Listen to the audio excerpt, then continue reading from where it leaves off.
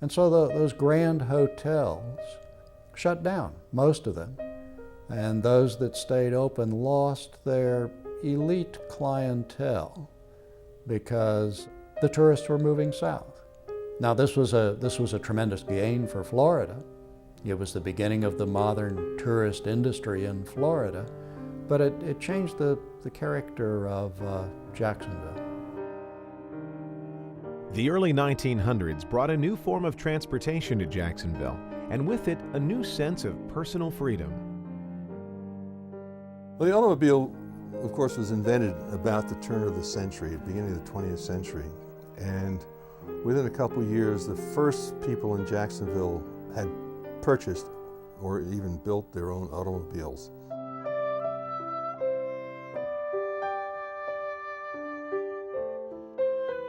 People who owned automobiles saw the opportunity. They wanted to go on trips. There's a nucleus of automobile owners who wanted to explore their way to the beach.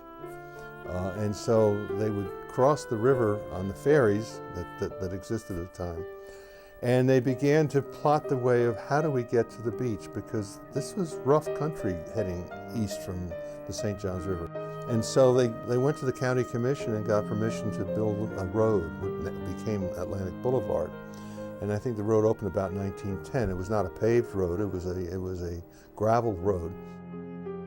Back in 1910, if someone attempted to make a trip to the beach in a motor vehicle, most likely you'd be spending more time pressing 2x4s under the wheels of your automobile, attempting to get the car out of some mud bog, might be traversing across your own man-made bridge on the spot, which could have consisted of 2 planks of wood and carefully maneuvering your tires across the wood across a creek. I mean, this was a frightening journey and trip to make your way to the beach in those days. By this time, residents on the south side of the river had incorporated themselves into the city of South Jacksonville. They joined the residents of Jacksonville in crossing the river by ferry, a slow and often time-consuming means of transportation. A more efficient way of crossing the St. Johns was needed to accommodate growth in the city. And there was a young businessman promoter by the name of St. Elmo Acosta, known as Chick Acosta, who got the idea of let's build a vehicular bridge, an automobile bridge across the St. Johns River. There was opposition to it. Where would you place it?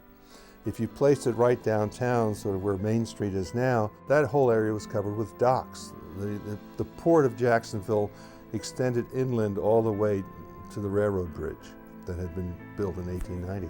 And so they didn't want a bridge to interfere with the shipping or with the railroad.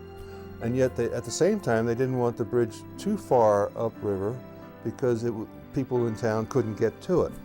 And so after a year or so of dispute, they settled on a place where the current Acosta Bridge is, approximately at the foot of Broad Street, to build across the river.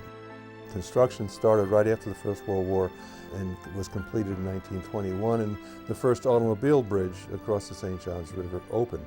It was called the St. Johns River Bridge, later named after Chick Acosta, because of his leadership in lobbying and motivating the community to support it. The Acosta Bridge provided the opportunity to open the South Bank. Developers began to see the potential of building substantial homes along what is now River Road in South Jacksonville for wealthy merchants and businessmen. Other people saw potential building homes for workers and middle-class people in the area of what was then South Jacksonville. And so the Acosta Bridge provided the opportunity for the beginning development of the South Bank of the St. Johns River in South Jacksonville and what later became San Marco.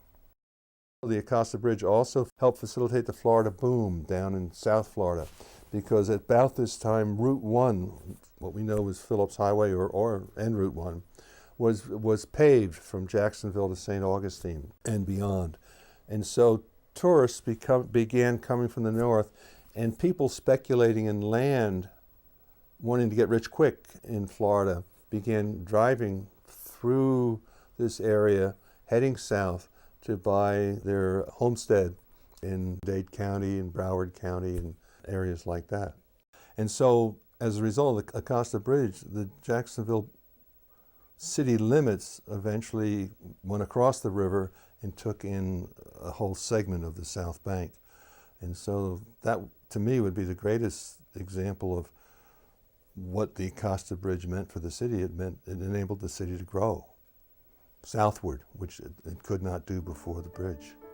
The Acosta Bridge had a substantial impact on the growth and development of the south side of the St. Johns River.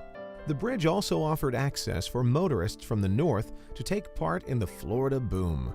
Between 1920 and 1940, the population of Jacksonville nearly doubled after Jacksonville annexed the city of South Jacksonville. It was soon clear that one vehicular bridge was not enough. Well, Jacksonville was growing by leaps and bounds at the beginning of the 20th century. Even with the Depression, there was growth, and the idea was you needed another bridge in order to move the population, and it wasn't necessarily convenient for everyone to take the Acosta Bridge. At some points, traffic could be backed up as much as 14, 15 blocks in downtown Jacksonville, waiting to use the ferry to head south. The idea was floated for a new bridge in the 1930s. That was certainly not the only bridge project floated.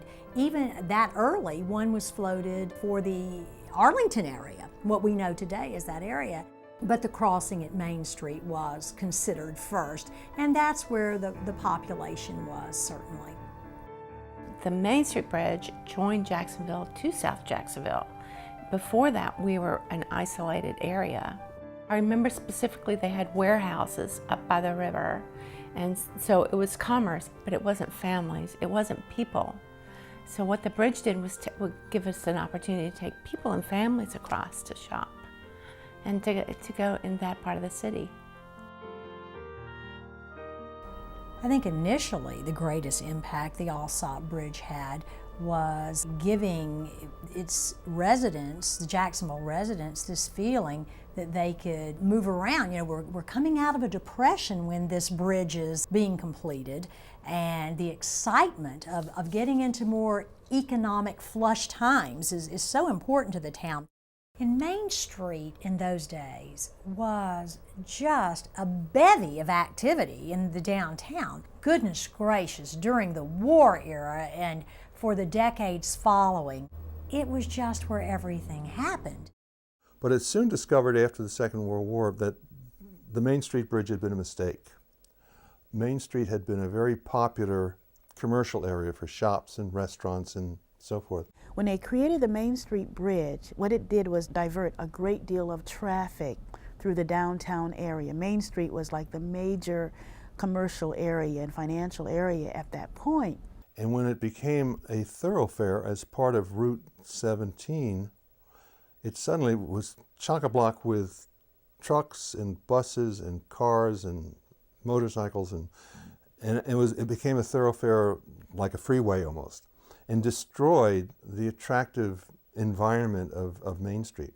And when that happened, it really killed a lot of business because there was so much traffic. It was very difficult for people to conduct business, even to find parking.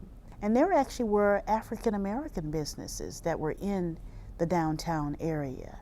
And so one of the things that it did is it caused people to move to areas that were in different parts of the city, especially further north when it came to African Americans. You saw the expansion of the African American community, both what commerce there was, but also the residential areas, go in a northern direction. And so many of the areas that we see today that are now considered kind of the historic black neighborhoods, they are partly the result of that migration of people and businesses and resources from the downtown area. And so they learned from that yes, we did need bridges to connect the various areas of the Jacksonville proper, but they should not be detrimental to the commerce and to the established areas of the city.